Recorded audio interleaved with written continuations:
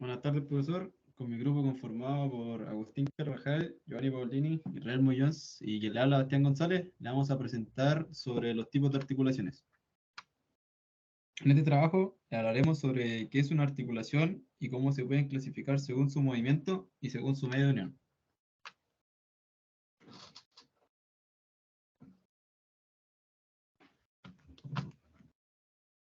Bueno, una articulación es el conjunto de partes duras y blandas que conforman la unión de dos o más huesos.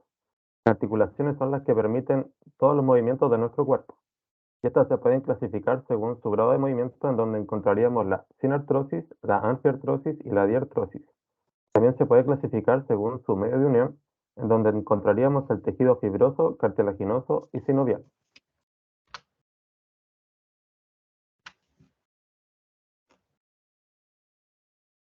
La primera articulación que encontraríamos sería la de tipo sinartrosis, que sería una articulación inmóvil. Esta presenta tejido fibroso y tiene dos extremos óseos. En la siguiente diapositiva mostraremos algunos ejemplos de esto.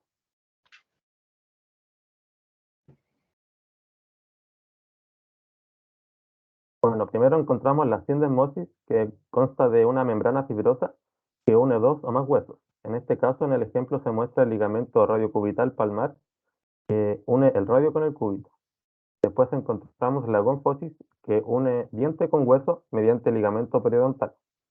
Por último, tendríamos las suturas craneales, en donde encontraríamos las suturas de tipo dentada, escamosa, plana y espindelesis, como se muestra en la imagen, que sería la unión del hueso Vomer con la lámina perpendicular del esfenoide. Otro tipo de articulaciones que tenemos son las articulaciones de tipo anfiartrosis, las cuales son articulaciones con poca movilidad. Sus extremos óseos están unidos por cartílagos y además hay dos subdivisiones de las articulaciones anfiartrosis, que son la sincondrosis y la sínfisis. Lo que los diferencia es que la sincondrosis se osifica con el tiempo y la sínfisis nunca se osifica. En este caso tenemos la sincondrosis, que podríamos ver que es la unión de costilla, cartílago y esternón, y la sínfisis púbica, que une a los dos coxales.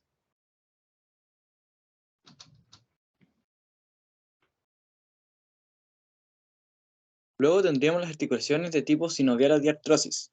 Estas se caracterizan por ser las más móviles y las podemos clasificar según sus ejes de movimiento, los cuales serían axiales, biaxiales o triaxiales.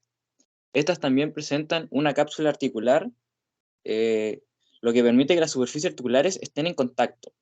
Y también tendrían una presencia de anexos, los cuales serían los meniscos, los rodetes, los discos, las bulsas sinoviales o bursas que evitarían el roce óseo.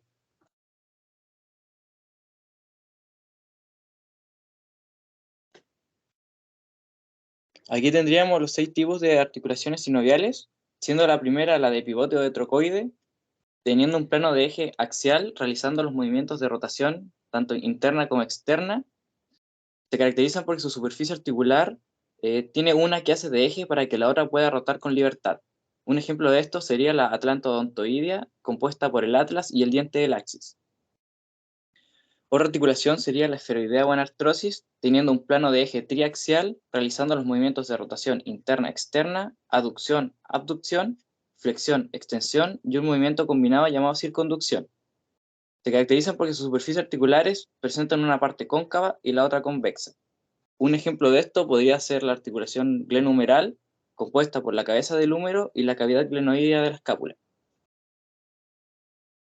La siguiente tenemos la articulación de silla de montar, también conocida como encaje recíproco o de celar. Esta presenta un plano de movimiento biaxial, realizando los movimientos de flexión-extensión, abducción-aducción y también pueden realizar la circunducción. Sus superficies articulares presentan una parte cóncava y la otra convexa. Un ejemplo de esto serían las articulaciones carpo-metacarpianas, compuestas por los huesos del carpo y el metacarpo. Bueno, y de la articulación troclear o de bisagra, podemos decir que permite un movimiento uniaxial, que es en un solo plano, y también es similar a la bisagra de una puerta. Esta es una articulación en la que un hueso tiene una forma cilíndrica que se ajusta en una concavidad del otro hueso, permitiendo únicamente la flexión y extensión en un solo eje. Además, es una de las articulaciones más simples y comunes en el cuerpo humano y se encuentra en varias partes del cuerpo, como en el codo y la rodilla. En el codo, la articulación troclear se forma entre la tróclea de número y la fosa coronoides del cúbito, permitiendo la flexión y extensión del brazo. Y en la rodilla, la articulación troclear de esta se forma entre el fémur y la rótula, permitiendo el mismo movimiento. Y de la articulación elipsoidea o condilia, podemos decir que esta permite una amplia gama de movimientos en dos planos perpendiculares, como la flexión y la extensión, y así como la abducción y la aducción. Es una articulación biaxial, lo que significa que permite el movimiento en dos ejes perpendiculares entre sí. Se compone de dos superficies articulares que son cóncavas en una dirección y convexas en la otra. Este tipo de articulación se encuentra comúnmente en las articulaciones de la muñeca entre el radio y los huesos del carpo, y así como en la articulación temporomandibular que conecta la mandíbula con el cráneo.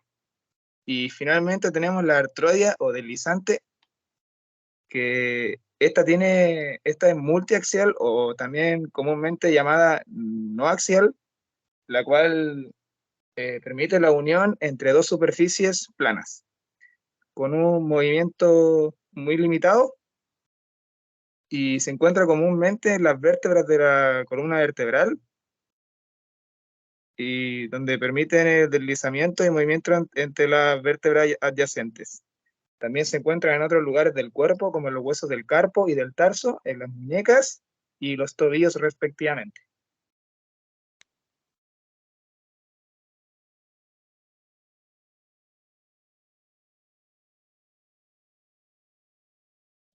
Y bueno, en conclusión, podemos decir que las articulaciones son elementos fundamentales para el movimiento y la funcionalidad del cuerpo humano.